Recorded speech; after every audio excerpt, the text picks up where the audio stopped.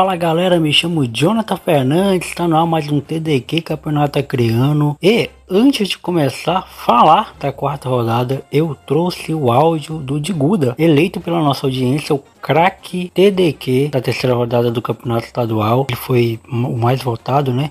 Todos os craques da rodada do TDQ, né, eleitos pela nossa audiência, eu mando mensagem para eles, falando para eles gravarem um áudio, né, mandar aqui pra gente, comentando o que achou da rodada, do desempenho, o que espera da continuidade do campeonato. O primeiro e o segundo não me mandaram, né? Não me mandaram o áudio, nem me responderam, né? Mas o Diguda não, o Diguda respondeu e segue o áudio do nosso amigo Diguda, que foi eleito o craque da rodada do TDQ da terceira rodada do Campeonato Acreano. Boa noite, aqui é o Diguda, passando para agradecer ao Jonathan, a toda a audiência aí que reconheceu o meu trabalho e passando para dizer que estamos trabalhando forte e firme, com o pé no chão. E creio que esse ano o Maitá pode chegar em uma final do Campeonato Acreano.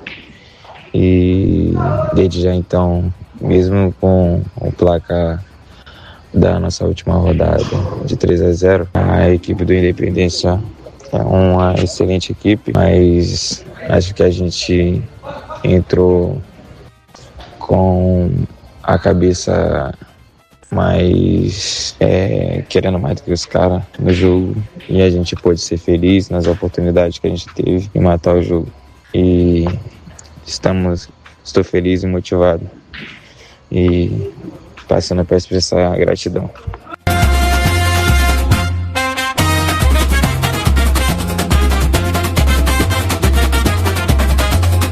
E aí galera, eu sou Isaac Oliveira, estou aqui para trazer a análise dos jogos da quarta rodada do Campeonato Acreano de Futebol 2026. A rodada que teve início com o jogo entre Rio Branco e Independência na segunda-feira, dia 3, às 18 horas, no estádio Tonicão. É o jogo entre duas equipes que vivem um cenário totalmente diferente no campeonato. Para o Rio Branco o jogo valia a liderança provisória do campeonato e também para se manter dentro da zona de classificação para a próxima fase do campeonato. Já para o Independência, que até o momento luta contra o rebaixamento para a Série B do Campeonato Acreano em 2027, a vitória era muito importante para se distanciar da zona de rebaixamento e começar uma possível briga para se classificar para a próxima fase do campeonato. Mas no primeiro tempo, o cenário do jogo foi totalmente diferente do que era esperado. Logo no início, o Independência tomou a iniciativa e começou a dominar as ações da partida, principalmente pelo lado direito, com Baré, João Bravo e Israel. O Rio Branco não conseguia sair jogando com a pressão e marcação alta do Independência. Com a marcação alta, o Independência forçava o erro do Rio Branco, que não conseguia se manter com a bola. E o primeiro lance de perigo veio aos 26 minutos. E uma boa troca de passes, do Independência, Israel finalizou com perigo, mas parava em grandes defesas e na boa atuação do goleiro Anderson Luiz. No fim do primeiro tempo, o Rio Branco equilibrou a partida e ensaiou uma possível reação, mas logo em seguida o Independência retomou as ações do jogo mais uma vez e pelo lado direito, com o lançamento de Kaique, desviou de cabeça, Gabriel Ramos finalizou na trave, levando muito perigo ao gol estrelado. Na volta do intervalo, após substituição e mudanças táticas, o Rio Branco iniciou o segundo tempo melhor, mas não por muito tempo. Logo o Independência equilibrou o jogo e voltou a chegar com perigo. Aos 15 minutos do segundo tempo, em uma falha dupla da defesa estrelada e bela jogada individual do atacante João Bravo, o Independência abre o placar, 1-0 para o Tricolor. Após o gol, o jogo ficou bastante brigado e com muitas faltas. Aos 24 minutos, o técnico Ulisses Torres fez uma substituição importante para o desenrolar da partida. O atacante Gabriel, que entrou no lugar de um defensor. Após a mudança, o Rio Branco melhora e começa a comandar as ações do jogo. Merecidamente, após bate-rebate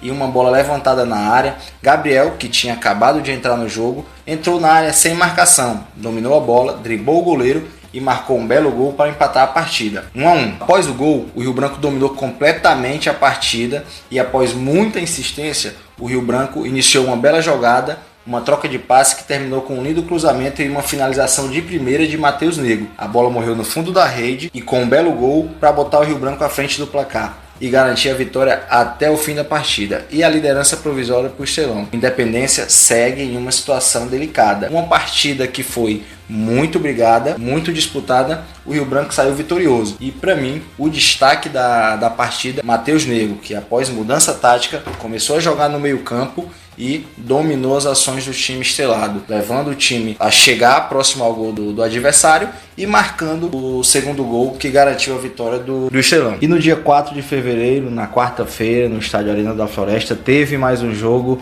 válido pela quarta rodada do Campeonato Acreano de Futebol 2026, jogo entre Vasco e Humaitá. O jogo iniciou com boas descidas pelo lado esquerdo do ataque do Vasco, com uma troca de passes rápidos, e logo aos 5 minutos chegou pela primeira vez com perigo em uma finalização de fora da área. Mas logo em seguida o Humaitá também chega para finalizar de fora da área, obrigando o goleiro vascaíno a fazer uma grande defesa. O jogo iniciou bastante movimentado dos dois lados, e logo aos 13 minutos o Vasco chegou com perigo pelo lado esquerdo, e após cruzamento de Tito, Braia dentro da grande área desperdiçou a primeira grande chance do Vasco no jogo. O Vasco pressionava bastante a saída de bola do Humaitá e dificultava a criação de jogadas pelo lado do Torão. No decorrer do primeiro tempo, o jogo seguiu com as duas equipes trocando passe, mas sem levar perigo para o adversário. E só apenas aos 28 minutos do primeiro tempo, o Vasco chegou muito bem pelo lado direito com o atacante Leozinho, que chegava muito bem e dava trabalho para a defesa do Humaitá. O primeiro tempo foi sem grandes novidades, com finalizações de fora da área dos dois lados, e apenas o Vasco teve uma chance clara de gol. No mais, sem novidades, o jogo morno nesse primeiro tempo entre Vasco e Humaitá. Já no segundo tempo, quem começou assustando foi o Humaitá, logo aos 3 minutos com o Xandinho, que carregou a bola e finalizou com perigo, obrigando o goleiro vascaíno a fazer uma grande defesa. Logo após, somente aos 14 minutos, novamente com o Leozinho,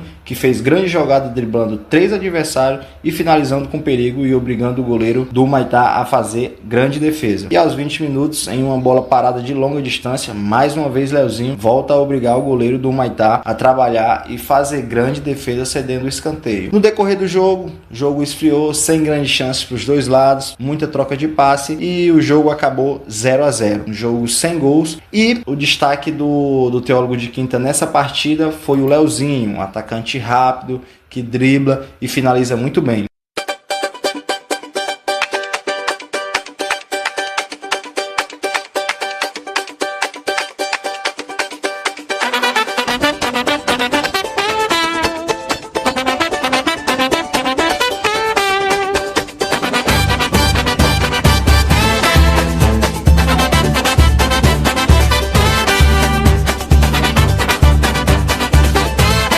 E aí galera, eu voltei aqui, hein? Voltei aqui para falar dos outros dois jogos que fecharam, né, a quarta rodada do Campeonato Acreano. Eu quero agradecer enormemente ao Isaac Oliveira, que fez a cobertura aí dos dois jogos da quarta rodada. E o jogo da quinta-feira, né, dia 5 de fevereiro, para ser mais específico, foi entre São Francisco e Adesg. São Francisco que entrou jogo com apenas uma vitória, né? E o Adesg que entrou para esse jogo sem ter vencido ainda. 2 empates e uma derrota. E o Adesg com um time que dá para brigar, né? Que dá para ir além, né? Do que vinham demonstrando, né? Não veio fazendo jogos ruins. O jogo começou com o Adesg propondo o jogo, né? Indo para cima. Tinha a maior posse de bola e era quem procurava atacar, era quem procurava as ações, né? Principalmente ele com o Polaco pelo canto direito, buscando profundidade, buscando um passe. Então a Desg começou o jogo mostrando que queria os 3 pontos de qualquer jeito. E nesses 5 minutos mesmo, né? O time da Desg já tinha maior posse de bola, vinha trabalhando bola ali pelo meio de campo. O Polaco, né? Encontrou o Breno no meio de campo entre dois.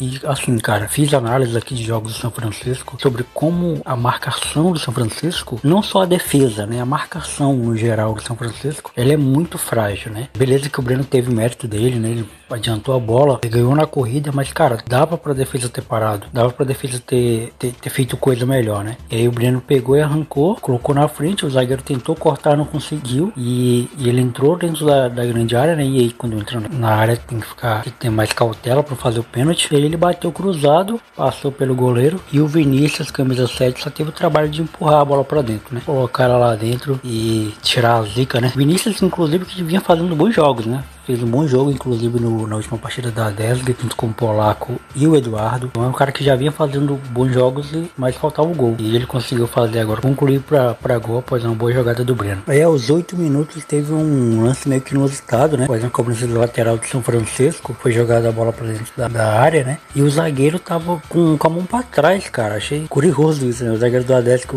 o Yarles, né? Camisa 3, tava com a mão pra trás e a bola parece que resvalou nele. Eu acho que foi no ombro dele ou no braço, mas ele tava com a mão pra trás, dentro da área. E o árbitro marcou falta, só que marcou fora da área, né? Deveria ter sido pênalti se fosse mão. Porque na minha opinião, nem foi mão, porque ele tava com o braço pra trás. E aí, não foi uma mão involuntária, né? Ele não vai pra pegar com a mão a bola, né? O time do São Francisco reclamou muito, e com razão, porque se ele marcou falta, deveria ter marcado pênalti. E aí teve aquela confusão ali toda. E aí nessa falta o Mamute cobrou, né? Muito bem cobrada. A bola foi ali bem no alto, né? E uma grande defesa do goleiro Alan Tobias, né? Que deu um espalmou pra fora. Deu uma grande defesa impedindo que seria o gol de empate do São Francisco. Que começou a oferecer perigo, né? Pro Adesco. Aos 9 para 10 minutos do primeiro tempo. Aos 11 minutos o São Francisco, mais uma vez, um passe errado, né? Eduardo recupera e dá um baita de lançamento pro Raelson lá na frente. E sai só ele e o zagueiro, só um zagueiro na marcação, o goleiro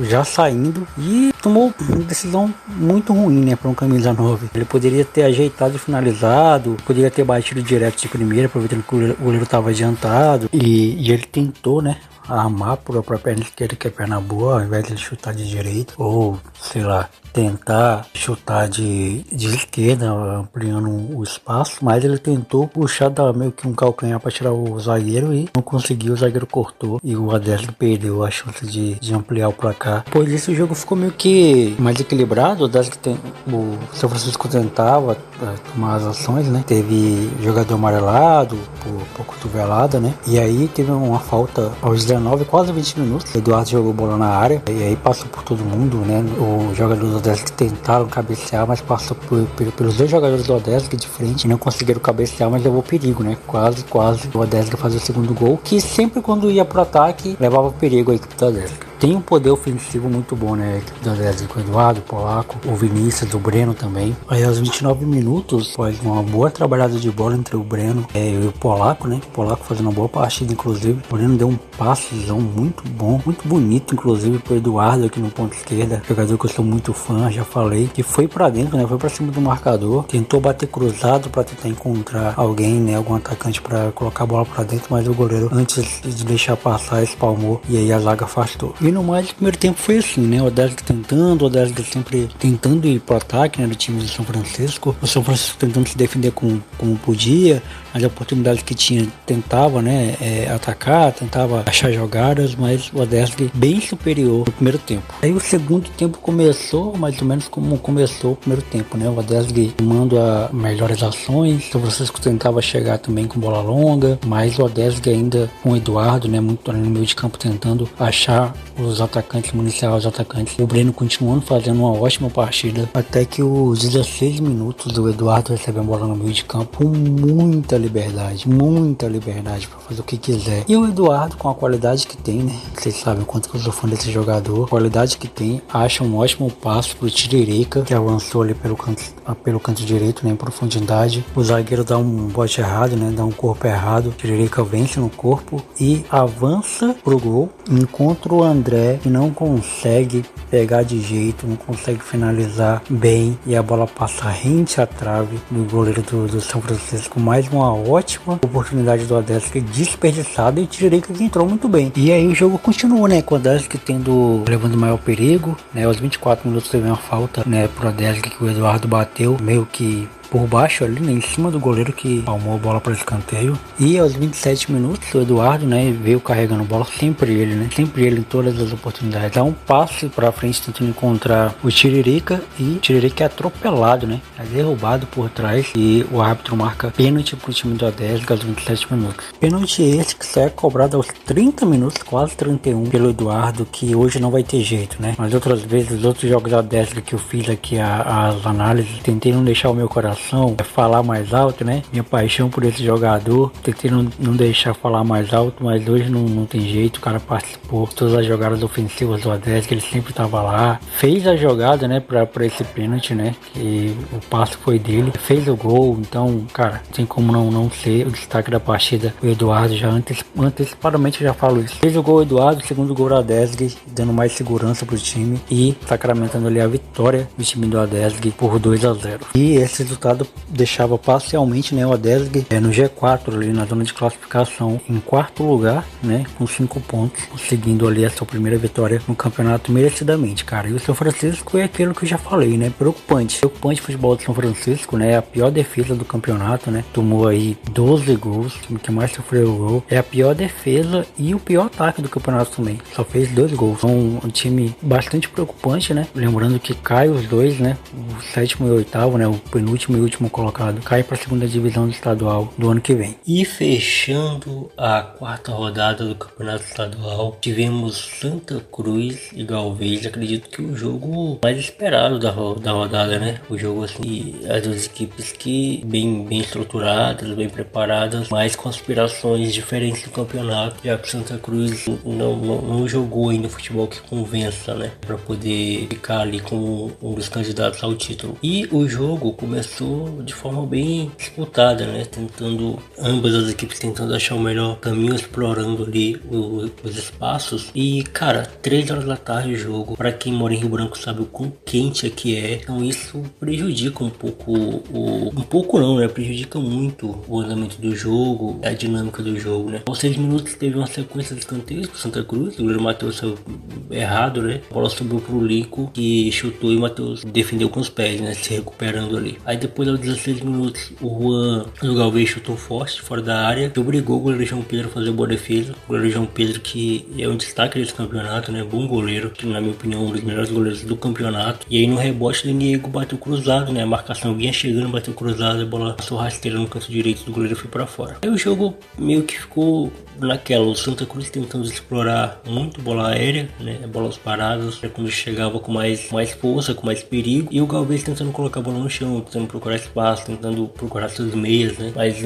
nada muito eficiente, nada muito perigoso. Aí aos 35, após a cobrança de escanteio, o Matheus passa por ela, né, aí sobrou pro Salvador, que chutou por cima. Se tivesse um pouquinho mais de qualidade, é zagueiro, né, um pouquinho mais de qualidade ali, poderia ter aberto o placar. E aí o primeiro tempo foi praticamente isso. No segundo tempo, já aos 2 minutos, o Santa Cruz já voltou melhor e fazendo o que não fez o primeiro tempo inteiro, né? Chegou ali pelo canto direito, o Felipinho recebeu, chutou cruzado e a bola foi por cima. Aí os 20 minutos foi de trocação entre as duas equipes, mas claramente voltaram melhor no segundo tempo. Foi uma grande melhora que, né, não melhorou muito o futebol, mas melhorou. Estavam tentando criar jogadas, né? E aí, quando parecia que tudo ia ficar nesse empate, né? Parecia que ia ser um ponto para cada time. Aos 40 minutos, após cobrança de escanteio, o Bebê, né? É o Elielson, né? Mas o apelido dele é Bebê. O Bebê subiu mais alto e cabeceou pro fundo do gol, abrindo o placar em um momento bastante crucial da partida. Depois teve 7 minutos de acréscimo, mas não teve muito mais perigo, nem